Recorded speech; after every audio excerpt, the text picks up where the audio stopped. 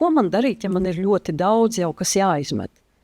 Nu, tad pirmām kārtām vissvarīgākais būtu, ja jūs vēl neesat mājās sev iekopuši atsevišķu konteineru, atsevišķu spainīti vai atsevišķu vietu, kur mēs pārtikas atkritumus liekam atsevišķi no citiem, tātad šķirojam, tad šis būtu pats pirmais, ko var darīt.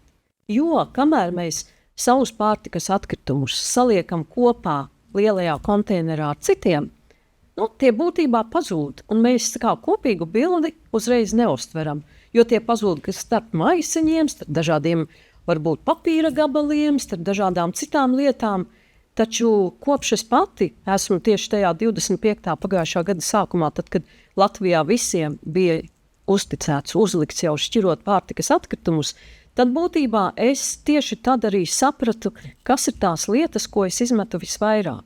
Jo man tie pārtikas atkritumi bija atsevišķi, un tos es arī neliku nekur zem galda, nekur aiz skapīša durvīm, bet es to mazo trauku es noliku uz palodzes.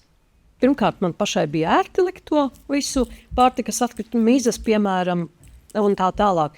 Otrkārt, es arī redzēju, kas tur ir iekšā, un izrādās, ka lielais kopīgais nešķiroto atkritumu konteiners pārstāja smakot.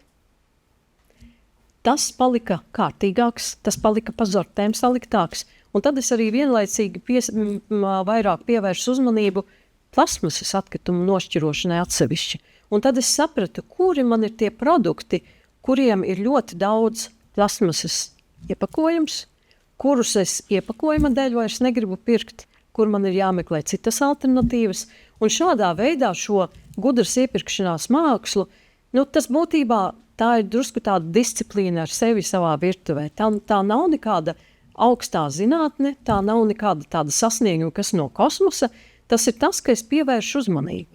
Un pievērst uzmanību pārtikai ir ļoti svarīgi, tāpēc, ka pārtika ir nozīmīgs mūsu dzīves komponents, un bez pārtikas mēs būtībā arī nevaram iedomāties, kā pēc pētījumiem, cik 20, 30 dienas, cik cilvēks var izdzīvot bez pārtikas vispār. Tas nav nekāds ilgais laiks.